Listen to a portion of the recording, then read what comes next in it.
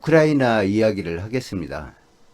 와, 요즘에 우크라이나가 정말 대반전의 기회를 만들었거든요. 그런데 대반전의 기회를 잡았는데 그 반전의 기회를 잡게 한 사람이 이 미하일로 페도로라고 하는 34살의 국방장관이에요. 이 사람이 최근에 경질이 됐어요. 근데 이 페도로가 현재 7개월 정도밖에 안 됐는데 경질이 돼 버렸어요. 근데 이 사람이 어떤 일을 했냐면 그 전까지의 우크라이나 전술은 드론도 많이 사용을 하고 순항미사일도 자체 개발해서 사용을 하긴 했어요. 그런데 기본적인 전술이 그러지 않아도 병력이 부족한데 병력을 계속해서 전방에 갈아 넣는 그런 전략을 사용을 했어요. 그래가지고 우크라이나가 상당히 어려워졌죠. 드론에서의 우위를 가져왔음에도 불구하고 실질적으로는 뭐 참호 정도 파괴하는 그런 모습들만 보이다가 이 미사일로 페도로 이 사람을 국방장관으로 앉히면서 우크라이나 군 자체가 완전히 바뀌어버립니다. 전략 전술이. 근데 이 젤렌스키가 왜 그랬는지는, 왜 이런 결정을 했는지는 뭐 이미 뻔하게 나와 있어요. 근데 이 젤렌스키가 왜 이런 조치를 했을까? 이 사람을 오히려 아껴야 되는데, 이 사람을 아껴야 돼요. 젤렌스키 입장에서는 이 사람 때문에 유로존으로부터 800억 달러라고 하는 아주 엄청난 금액을 지원받을 수 있었고, 최근에 그 협정을 체결을 했잖아요. 그 유로존에서 지원 방안을 발표를 했어요.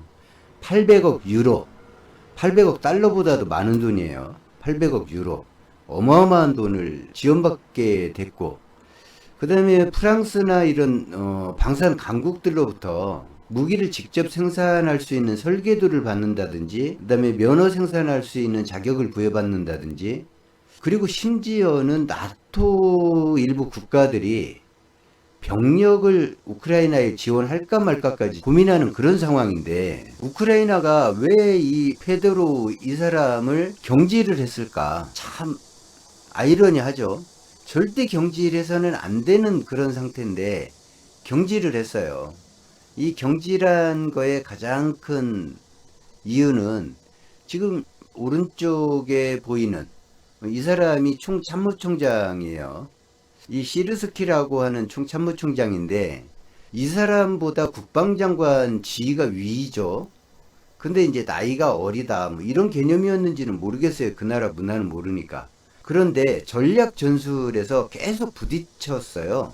이 국방장관하고 계속 부딪히면서 이 시르스키는 기존의 전략 전술을 고집을 했어요. 그러니까 이 페도로 국방장관이 취임하기 전에 전략 전술을. 근데 그 이유가 참 황당했던 게 뭐냐면 실제로는 그 방위산업체하고의 연관 문제, 그러니까 부정부패예요. 방산비리. 그 방산업체들이 이 미하일로 페도로 국방장관이 추진하는 국방개혁 그리고 전략전술 이 부분에 있어서 상당히 반발을 했다는 거예요. 그러니까 수입해오던 방산업체 사장 같은 경우에는 이 페도로가 자꾸만 국산화를 시켜요. 그럼 자기가 설 자리가 없어지잖아요. 수입만 했으니까. 설비 시설은 없이 사다가만 팔았으니까. 그리고 기존에 있던 생산 업체들 같은 경우에도 자꾸만 경쟁을 시키고 가격을 다운시키려고 하니까 반발을 했던 것 같은데, 젤렌스키는 어떤 입장을 취했었냐? 사실 이 젤렌스키는 2022년도 우라전쟁이 발발한 뒤에 이 본인이나 참모들의 이 방산비리 때문에 여러 차례 곤욕을 겪고 있었죠. 그런데 이번에도 이 페드로가 총참모총장하고 도저히 답이 안 나온다. 이 양반을 경질하지 않으면 지금의 우위를 가져갈 수 없다. 이렇게 얘기를 했어요. 근데 이 젤렌스키가 이 시르스키 참모총장을 두둔을 하면서 페드로를 경질을 시켜버렸어요. 참 안타까운 일이죠. 우크라이나 국민들 입장에서는. 지금 전세 자체가 이 페드로가 어느 정도의 전략가냐면 지금 흑해라고 하는 그 바다 있잖아요. 그 상당히 큰 바다예요. 지도상으로 보면 작아 보일지 몰라도 이 흑해의 제해권을 이 해상 드론하고 공중 드론하고 이 두 개만 가지고 사람 한 명 희생시키지 않고 장악해버렸어요. 그렇게 연한 자체를. 그런 정도의 사람이에요. 그리고 지금 돈바스 지역을 러시아에 점령을 당했잖아요. 이 돈바스 지역에 보급 물자를 공급하지 못하도록 그렇게 전략 전술을 써서 성공시킨 사람이에요. 이게 지금도 돈바스 지역이나 흑해는 러시아군이 장악을 하고 있어요. 장악을 하고 있는데 그게 장악인지 볼모가 됐는지가 불분명할 정도로 우크라이나 군의 영향력 하에 있다는 거죠. 사람은 없는데 이 정찰 드론이나 이런 걸로 거의 모든 부분을 영향을 주고 있고, 가장 큰 전술 변화가 뭐였었냐, 다들 이런 우려를 했죠. 심지어 침략을 당한 우크라이나도 그런 우려를 좀 했어요. 러시아를 지나치게 우리가 자극하면 러시아가 핵무기를 쓸 수도 있다. 그러니까 국경선 부근에서만 적당히 치고 빠지는 이런 전술을 했었어요. 그런데 이 미하일로 페도로가 그 전략 전술을 완전히 바꿔버렸죠. 그래서 장거리 드론 공격 체계 그 전술을 마련을 했고, 장거리 순항 미사일을 서둘러서 개발하고, 그리고 그걸로 러시아 본토 깊숙이를 공격하기 시작했어요. 근데 이게 어느 정도 타격을 주고 있냐면, 모스크바에도 드론 공격이 성공을 하고 있고, 더군다나 러시아는 다른 데에서 지원을 못 받잖아요. 러시아의 그 기간 산업 중에 대표적인 정유시설을 집중 공격합니다. 이 페드로우가. 정유시설이 파괴되면 어떤 일이 발생하냐면, 러시아가 지금 전쟁 자금 마련하는 게 석유 팔아서 마련하는 거예요. 석유하고 가스 팔아서. 근데 사주는 나라는 사실상 두 나라밖에 없어요. 중국하고 인도하고. 근데 인도도 최근에 트럼프에게 우리 수입 안 한다 이렇게 얘기를 했잖아요. 그동안에 너무 많이 사서 쟁여놔서 그럴 거예요. 근데 정유시설이 파괴가 되면 그나마 싼 값에 지금 중국에 넘기고 있는데, 석유를 이제 원유를 넘겨야 돼요. 원유를.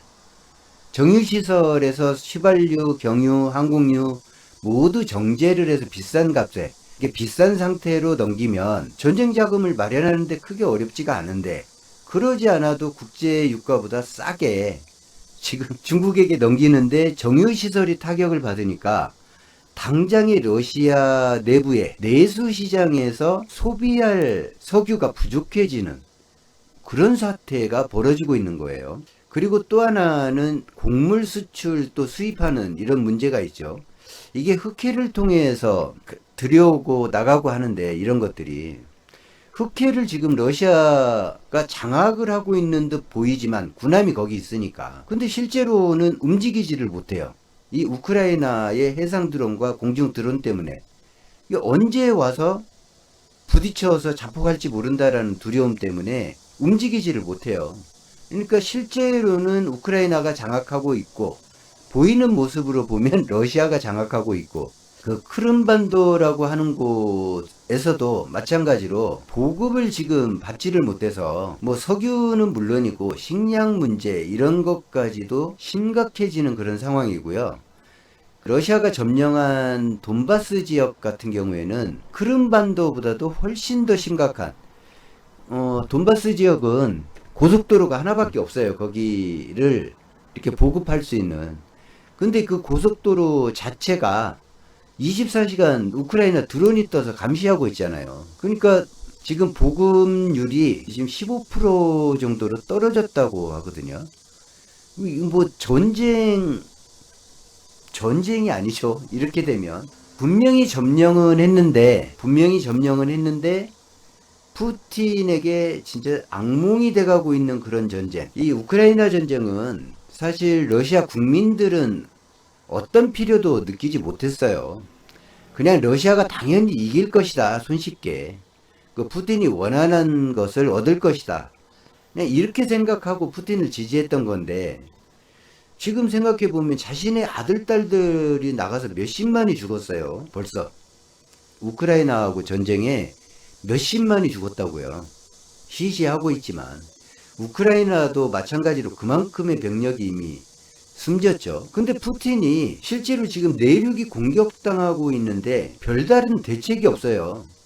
보복 공격을 하고는 있는데, 그러면 우크라이나하고 똑같은 상황이 되는 거예요. 지상 병력을 움직여서 우크라이나를 압박하지 못하면 우크라이나는 계속 서방 지원을 받아서 버틸 수 있죠. 그리고 이 미하일로 페도로우가 참 영리한 전술을 쓴 게 뭐냐면 우크라이나가 병력에서 절대 열세잖아요. 어쨌든. 그러니까 병력이 희생당할 수 있는 최전방에서의 근접전. 이것을 하지 마라. 지켜라 그냥. 더 이상 러시아군이 다가오는 것만 막으면 된다. 그리고 실제 공격은 드론이나 로봇이나 그리고 부상병에 대한 후송, 보급 뭐 이런 것 전부를 로봇을 이용해서 하기 시작했죠. 그러니까 참 가난한 나라죠. 우크라이나가. 자원이나 곡물이나 이런 거 진짜 부국이에요. 자원 부국. 근데 가난한 나라였었죠. 전쟁이 일어나기 전에도. 근데 그 나라에서 아이러니하게 가장 선진화된 전투체계를 지금 보여주고 있는 거예요. 이 우크라이나가. 이게 전쟁에서 전투 로봇, 그 다음에 값싼 전력으로 아주 가성비 높인 공격, 이런 모습을 우크라이나가 사실상 창시하고 있다라고 봐도 과언이 아니죠. 이 페도로가 경질되는 그 과정, 그리고 서방 세계가 지금 어느 정도 고무되어 있는가 하는 이런 영상들을 제가 두세 개 모아가지고 짜집기를 한 거예요. 올해 초 국방장관으로 전격 발탁됐던 디지털 혁신 부총리 출신의 페도로프가 취임 6개월 만에 해임되면서 우크라이나 전역이 들끓고 있습니다.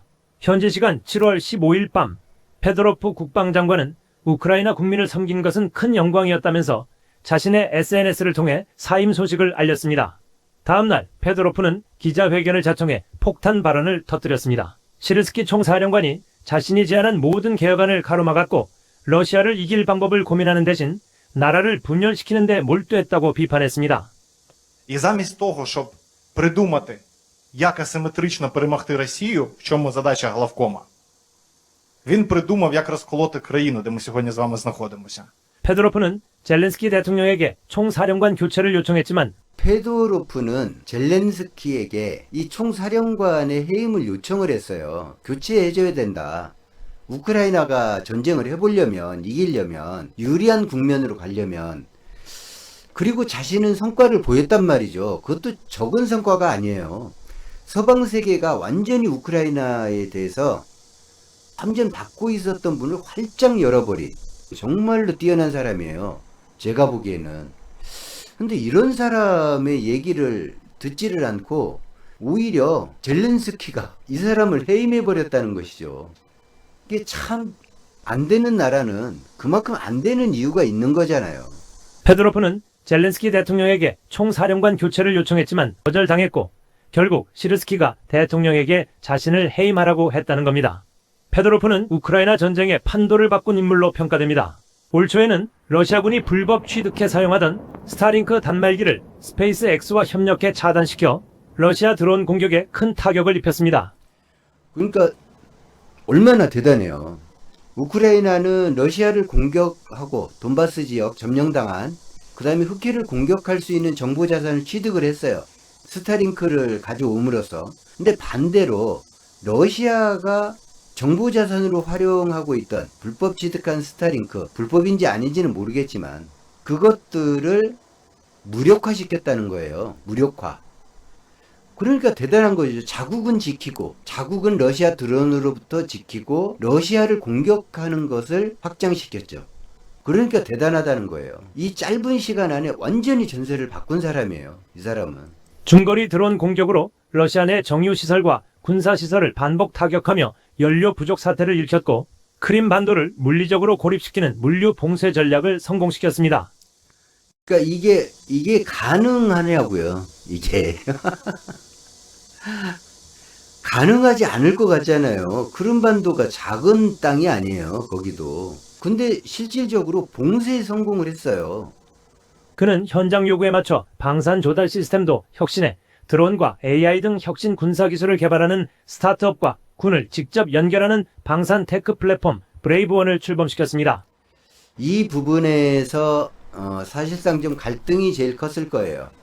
이렇게 직접 연결되는 것을 하게 되면 중간에 걸쳐있던 관료들, 그 다음에 군부 내 인사들 모두가 사실은 좀 개털이 돼버리잖아요. 이렇게 되면 기존의 방산 질서가 흐트러져 버리니까.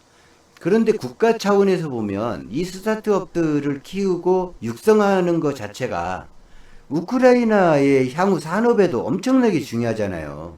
이게 지금은 단순하게 그냥 방산으로 보이지만 방산은 전 산업과 연관이 되거든요. 이 과정에서 기득권 방산업체들의 반발을 샀고 부패 구조를 건드렸다는 분석도 나옵니다. 16일 오전 키이우 중심가에는 1000명이 넘는 시민들이 모여 부끄럽다, 페도로프를 돌려달라고 외쳤습니다. 리비우, 오데사, 드니프로 등 다른 도시에서도 동시다발 시위가 벌어졌습니다.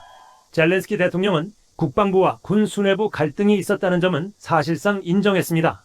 Я просто показую, якщо сторони не можуть вирішити питання, прийдеться вирішувати мені. 전쟁 4년 반을 맞은 우크라이나가 드론전의 설계자를 잃은 채 내부 권력 갈등이라는 새로운 시험대에 올랐습니다. 저 혼자의 판단이 아니라 이게 서방 세계에서 우로 전쟁을 엄청 짜증냈었어요. 질질 끌리고 자신들 지금 방어 수단을 마련하기 위해서 돈이 많이 들어야 되는데 우로 전쟁이 너무 지나치게 길게 가니까 짜증을 많이 냈어요. 그러니까 우크라이나의 우호적인 국가가 거의 막 사라져버리는 그런 상태까지 몰렸었는데 실질적으로는 그래서 뭐 다들 기억하시겠지만 올 초에 1월 초만 해도 트럼프가 젤렌스키를 불러가지고 백악관에 너 미국이 시키는 대로 종전해야 된다 러시아하고 그러지 않으면 너 지원 다 끊어버리겠다 협박을 했잖아요 생방송으로. 그때 서방 세계가 어떤 의견을 내보였냐면 젤렌스키한테 트럼프 얘기 말 들어라. 왜냐하면 서방 세계는 더 급해진 거예요. 미국이 지원을 끊어버리면 그 공백을 자신들이 메워야 되잖아요. 그러지 않아도 돈이 없는데.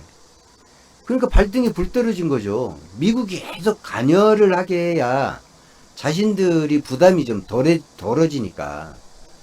근데 7개월 전 당시의 백악관에서의 상황은 이 한 장의 사진에서 나타나듯이 젤렌스키는 러시아와 종전을 미국 희망대로 할 경우 미국의 안전보장을 약속받으려 애를 쓰던 때입니다. 지금은 정반대 상황이 됐다고요. 몇 개월 사이에. 그 일을 이 신임 국방장관이 해냈다는 거죠. 이 사람이, 이 신임 국방장관이 그걸 해낸 거예요. 근데, 참, 저는, 이 사람 우리나라에서 수입하면 좋겠다. 그런 생각도 들더라고요. 솔직하게. 수입하면 좋겠다. 아니, 6개월 정도 만에 이렇게 전황을 바꿀 수 있는 사람이 있을까요? 그것도 러시아를 상대로. 경제 규모든 뭐든 우크라이나가 나은 게 아무것도 없는데 진짜 전황을 바꿔버렸어요. 나민주님, 전세를 역전시킨 게 있어야지 뭔 얘기를 하는 거야. 아니에요, 나민주님. 그런 정도가 아니에요, 지금. 전세가 사실상 역전이 됐다고 보셔도 돼요. 그러니까 어느 정도의 상황이냐면 러시아가 지금 당장 크림반도하고 돈바스 지역에서 철수를 한다고 해도 조금도 이상하지 않은 그런 상황이에요. 그러니까 이런 정도의 전황을 만든다는 게 그렇다고 해서 무슨 뭐 군대를 수십만을 진격시켜서 이러는 성과가 아니잖아요. 처음에 우크라이나가 밀릴 때는 진짜 속수무책이었었어요. 저항이라는 것 자체를 못하고 현재 이 돈바스 지역을 그냥 그대로 뺏겼거든요. 저항이라는 것도 없었어요, 사실상. 뭐 크림반도 뺏길 때도 마찬가지였었죠. 아니, 오죽하면 주민투표를 해서 러시아가 뺏어갔겠어요. 그만큼 약했다고요, 우크라이나가. 근데 이 미하일로 페도로우라고 하는 34살의 이 사람, 정말 탐나는 사람이에요. 영상을 좀 더 보겠습니다.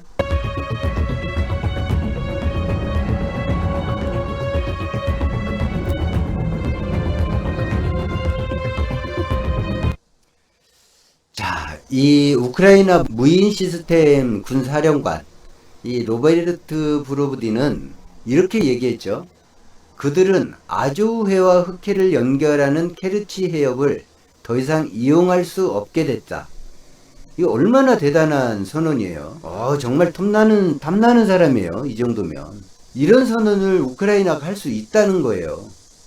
그러니까 해상 물류를 완전히 봉쇄해버린 거예요. 우크라이나가 거기에 군함을 갖다 놓고서 대항하지는 못해요.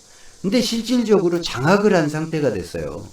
러시아 함대나 선박이 움직이지를 못하는 그런 상태. 그러니까 이 바다를 장악했다라고 보면 돼요.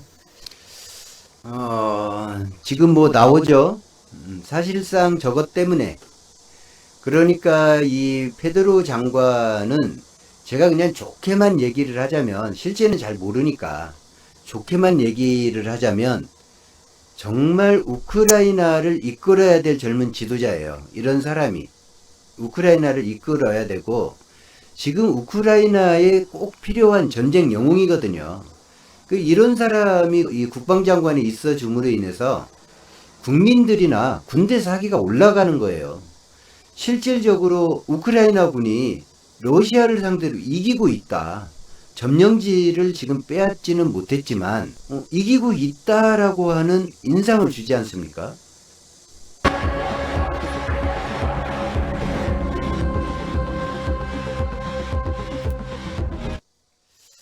네, 안타까워요. 과연 누가 필요한 것인가, 우크라이나에. 이 시르스키라는 이 사람이 제일 필요한가? 이 사람은 그동안에 열심히 했겠죠.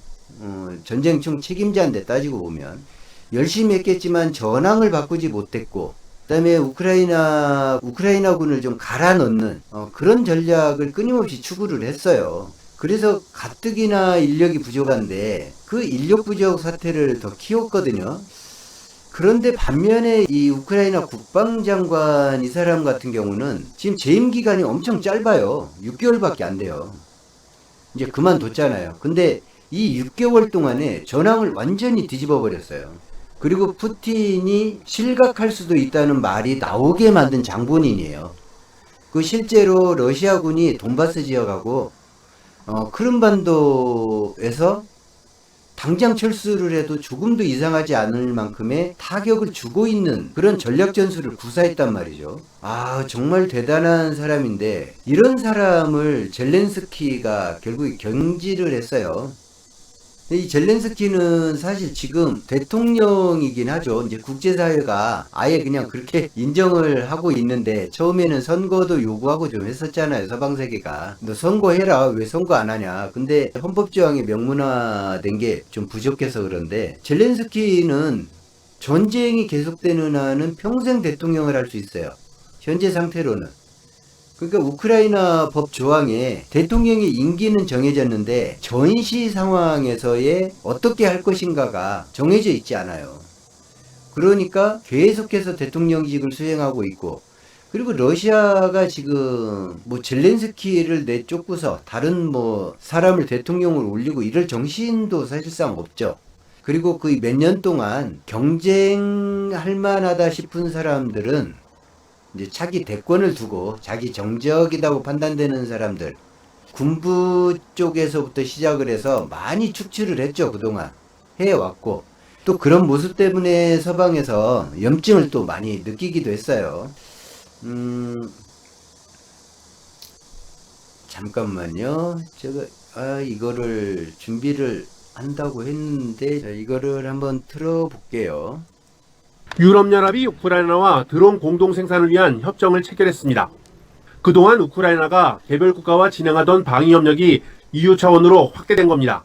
그러니까 이 사람, 이 국방장관, 이 젊은 국방장관의 활약 덕분에 지금 유로존 자체, 나토가 완전히 바뀐 거예요. 이 사람 하나로 인해서. 이거 다시 계속 좀 볼게요. EU는 우크라이나에 900억 유로의 대출을 지원했고, 방공망 강화 지원과 우크라이나 EU 가입 절차 등도 논의 중에 있습니다.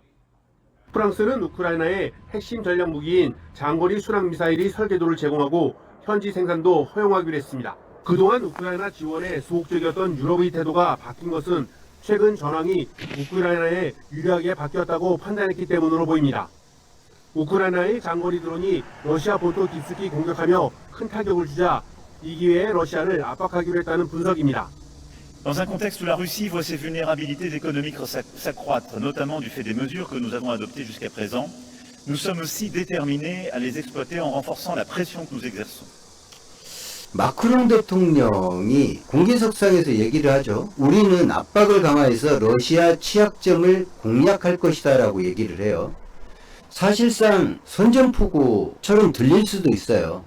상당히 위험한 발언이긴 한데 이럴 만큼 전황을 바꿔놨다는 거예요. 우크라이나가. 그 중심에 이 우크라이나 국방장관, 이 젊은 친구가 있었는데 이 젊은 친구가 해임이 됐다. 이것이 앞으로 어떤 변수를 또 가져올지 그건 알 수가 없다라는 거예요. 뭐 젤렌스키가 생각이 있으면 다른 방면으로 또 활용을 하겠지만 이 사람 같은 경우에는 지금까지 젤렌스키가 해온 걸로 보면 제거될 것 같아요. 크지 못하고. 국민들이 지금 이 사람을 복귀시키라고 시위를 하고 있다고 하죠. 그 인기가 많아진다는 얘기잖아요. 그렇게 되면 대중적인 인기가 많아진다. 그러면 아마도 시간차를 두고 아예 축출을 하지 않을까. 지금까지 대중적인 인기를 좀 얻는 장성이나 강요들을 그냥 내버려 둔 적이 없어요. 근데 우크라이나 입장에서는 이 사람이 지금 절대적으로 필요해 보이는데 이 젤렌스키가 앞으로 어떤 결정을 하게 될지 젤렌스키는 좀 결정을 잘 해야 될 거예요. 6개월 만에 전황을 바꿔버렸는데 이런 전략 전술을 이렇게 치밀하게 구상하고 성공률을 높이는 전술 운영이 아니면 어렵잖아요. 똑같은 장비를 가지고도 해내는 사람이 있고 하지 못하는 사람이 있는데 이 미하일로 페도로는 해냈단 말이죠. 정말 대단한 사람인데 우리나라로 수입을 해오고 싶어요. 참 이런 얘기하기 뭐하지만 이 사람 나이는 34밖에 안 됐는데 군대의 운용 능력, 전략 전술 이 부분에서 6개월 만에 판도를 뒤집어 버릴 정도의 능력이다. 이것은 정말 대단한 거거든요. 우크라이나가 어느 정도의 나라인지 아시면 제 얘기를 공감을 하실 거예요. 경제력이나 군사력이나 이게 대단한 나라가 아니잖아요. 근데 그런 조건에서 전황을 뒤집었다라는 거죠. 더 중요한 거는 나토와 유로존의 시각을 미국의 시각까지도 바꿔버렸어요. 6개월 사이에. 아까 제가 1월 달에 미국에서 젤렌스키가 받은 수모 얘기했잖아요. 근데 지금은 완전히 바뀌었다니까요. 분위기가. 젤렌스키를 조금 더 밀어주면 러시아가 항복할 수도 있겠는데 아니면 러시아가 완전히 망가질 수도 있겠는데 푸틴을 실각시킬 수도 있겠는데 이런 기대까지 하게 할 만큼 이 6개월 동안 전황을 바꿔버렸어요. 참 탐나는 사람이다. 오늘 영상은 여기까지 하겠습니다. 영상 시청해 주셔서 고맙습니다.